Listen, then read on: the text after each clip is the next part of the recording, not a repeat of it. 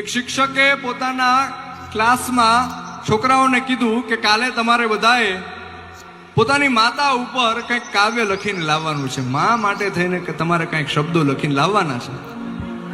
બધાએ છોકરાઓ બીજા દિવસે પોતાની નોટમાં પોતપોતાની રીતના કંઈક કાવ્ય લખીને લાવ્યા, કોઈ કંઈક શબ્દો લખીને લાવ્યા. પણ એક છોકરાની નોટ છે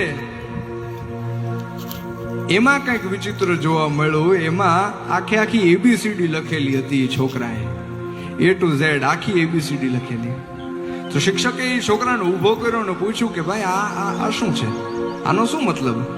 અને ત્યારે છોકરાએ જવાબ આપ્યો કે મને ભાષા શીખવાડનાર, મને બોલતા શીખવાડનાર મારી મા માટે થઈને હું શું લખી શકું, એટલે મેં આખી એબીસીડી લખી દીધી છે. મારી માને જેમ ગમશે એમ એ શબ્દો ગોઠવીને એની રીતના જોઈ લેશે.